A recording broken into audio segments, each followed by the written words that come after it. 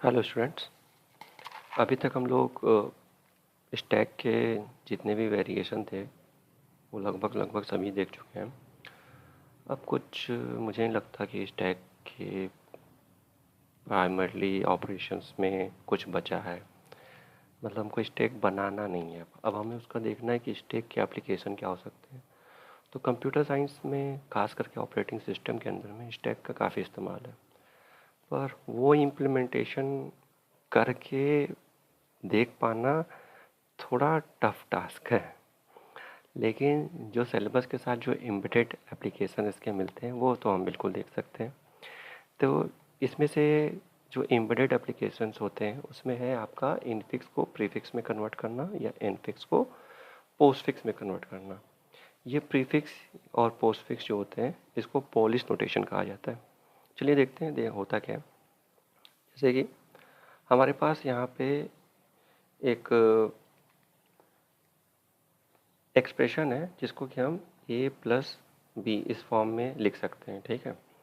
और इसी तो एक्सप्रेशन को और आगे बढ़ा लीजिए तो डिवाइड सी पावर बी पावर ई, ऐसे ये हमारा एक्सप्रेशन है।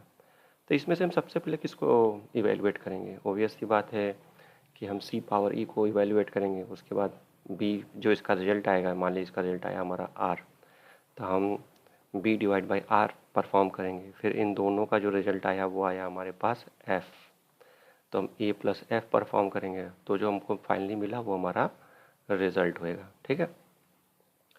अब यहाँ पे हम ये चीज़ें देख रहे हैं, तो ये जो एक्सप्रेशन कहा जाता है इसको बोलते हैं हमारा इनफिक्स एक्सप्रेशन, ठीक है, इनफिक्स।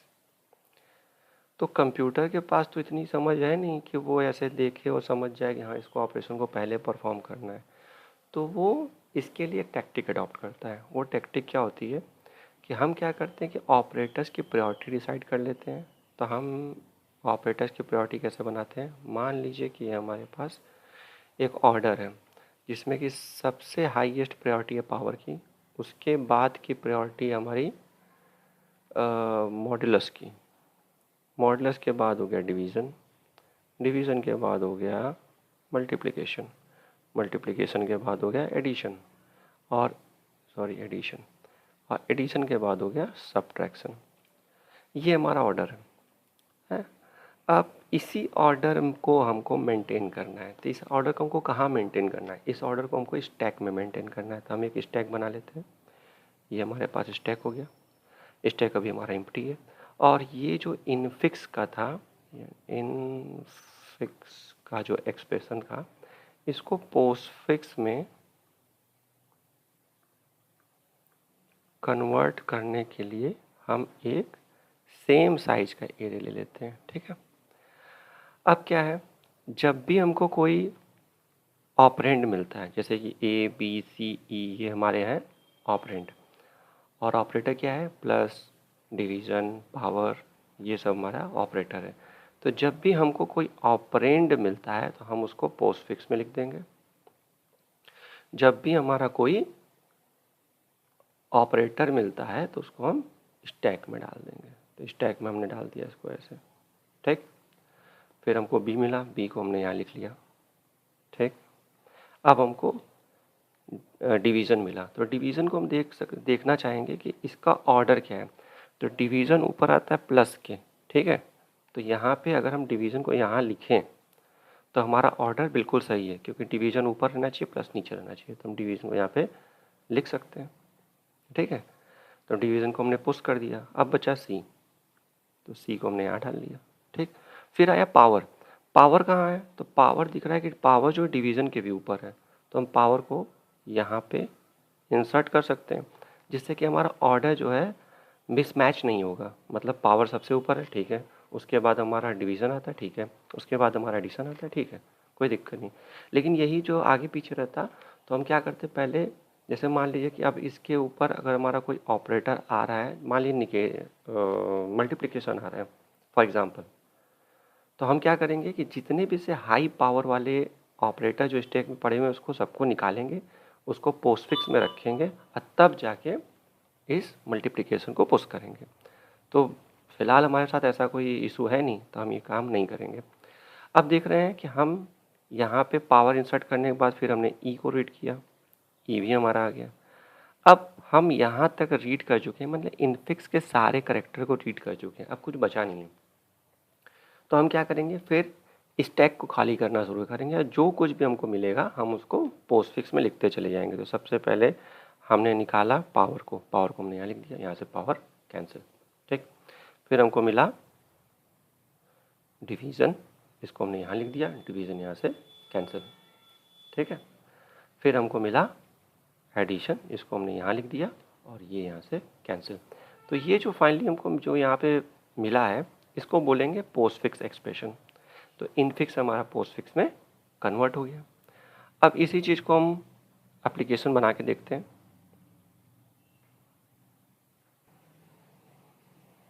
चलिए फिर देखते हैं। हमारे पास यहाँ पे सबसे पहले हमको एक स्टैक की ज़रूरत पड़ेगी, तो स्टैक को बना लेते हैं। तो हमने यहाँ पे इसको हेडर फाइल के फॉर्म में हम इसको सेव करेंगे। ये आप एप्लीकेशन हम लोग पहले भी बना चुके हैं, आप जो पहला वीडियो देखेंगे उसमें ये एप्लीकेशन बना हुआ है। एप्लीकेशन सॉरी प्रोग्राम कह सकते हैं, एप्लीकेशन तो इतना बड़ा है नहीं है, ठीक है। अब इसको कंपाइल कर लेते हैं, ठीक है, कोई एरर नहीं है। अब चूंकि इसमें मेन नहीं है तो ये रन नहीं करेगा, हमको इसको यूज़ करना है अपने चलिए देख इनफिक्स टू पोस्टफिक्स वाले प्रोग्राम में। चलिए इसको लिखते हैं। तो हम क्या करेंगे, उसी हेडर फाइल को यहाँ पे पहले इंपोर्ट कर लिए। अब देखिए ये ईच ऑपरेटर आपका बताता है कि हम जो करेक्टर रीड कर रहे हैं वो ऑपरेटर है या ऑपरेंड है। तो हमने एक यहाँ पे स्विच बना लिया है जो कि ऑपरेटर के केस में हमारा ट्रू रिटर्न करेगा और अगर ऑपरेंड है तो हमारा फॉल्स रिटर्न करेगा, ठीक है। उसके बाद हमें ऑपरेटर की प्रायोरिटी चाहिए, जैसा कि हम लोग देखे थे कि सबसे हाई प्रायोरिटी पावर की होती है, उसके बाद मॉडुलस की होती है। तो हम यहाँ पे गेट प्रायोरिटी करके फंक्शन बना लें जिसमें करेक्टर पास करेंगे और ये इसके बेसिस पे एक स्विच बनाएगा। तो अगर हाई प्रायोरिटी है तो 6 रिटर्न करेगा, उसके बाद है तो 5 और इसी तरीके से सिंपल प्रोग्राम है। और सबसे लो प्रायोरिटी यानी माइनस के लिए 1 रिटर्न करेगा। अब इस प्रायोरिटी को रिटर्न कर देगा। अब चलते हैं हम अपना इनफिक्स टू पोस्टफिक्स के एक्सप्रेशन में। रुकिए पहले यहाँ पे हम समझ लेते हैं फिर आगे बढ़ते हैं। हमारे पास ये जो फंक्शन है ये इसका नाम है इनफिक्स टू पोस्टफिक्स। ये कुछ रिटर्न नहीं कर रहा है क्योंकि जब भी हम एरे पास करते हैं तो वो एज अ रेफरेंस पास होते हैं, ठीक है। तो हमने यहाँ पे इनफिक्स का और पोस्टफिक्स का एरे दोनों पास कर दिया है। इनफिक्स जो एक्सप्रेशन रहेगा वो वैल्यू को होल्ड करेगा, जबकि पोस्टफिक्स एक्सप्रेशन एकदम एम्प्टी एरे है एक तरीके का। अब यहाँ पे हम अगर एरे चलाएं तो हमको एरे पे एक अलग से वेरिएबल लेना पड़ेगा इंडेक्स का। तो हम इसको क्या करते हैं कि करेक्टर का एक पॉइंटर बनाते हैं जिसमें इनफिक्स और पोस्टफिक्स को कॉपी कर देते हैं, जिससे कि हमको एडिशनल लूप चलाने से बच जाएंगे। अब चेक करते हैं कि अगर एस्ट्रिक सी यानी जो करेक्टर रीड कर रहे हैं वो जब तक कि नल ना हो जाए। अब आपको पता होगा कि स्ट्रिंग का जो एरे होता है उसमें सॉरी करेक्टर का जो ये होता है और स्ट्रिंग में अंतर ये होता है कि स्ट्रिंग के लास्ट में एक नल करेक्टर होता है। उसी नल करेक्टर के बेसिस पर हम इसको आइडेंटिफाई करने की कोशिश कर रहे हैं, ठीक है। कि अगर हमारा जो इनफिक्स का एरे है उसको रीड करते करते हमको नल आखिरी मिल जाए तो मतलब कि हमने इनफिक्स को पूरा रीड कर लिया है। अब जब हम रीड करेंगे तो हमको सबसे पहला कंडीशन क्या चेक करना है कि क्या वो ऑपरेटर है, क्योंकि जितने भी केस बन रहे हैं हमारे ऑपरेटर के साथ ही बन रहे हैं। कि ऑपरेटर हमारा ब्रैकेट हो सकता है, वो ऑपरेटर में प्रायोरिटी हो सकती है। तो हम ऑपरेटर को चेक कर लेते हैं। सबसे पहले हम चेक करेंगे कि क्या ये ऑपरेटर है। अगर ये ऑपरेटर है तो ये इस पर हम स्विच बनाएंगे। तो इसमें पहला क्या होगा कि ये ओपन ब्रैकेट है। अगर ओपन ब्रैकेट है तो हम इसको सीधे सीधे पुश कर देते हैं, ठीक है। अगर ये क्लोज ब्रैकेट है तो हम इसको तब तक पॉप करेंगे जब तक कि हमको ओपन ब्रैकेट मिल ना जाए, ठीक है। और अगर ये नहीं है तो जाहिर सी बात है कि हमारा प्लस माइनस यानी ऑपरेटर ही होगा। तो हम दोनों की प्रायोरिटी निकालते हैं, यानी हमने जो करेक्टर रीड किया उसकी प्रायोरिटी और जो स्टैक के टॉप पे जो करेक्टर है उसकी प्रायोरिटी।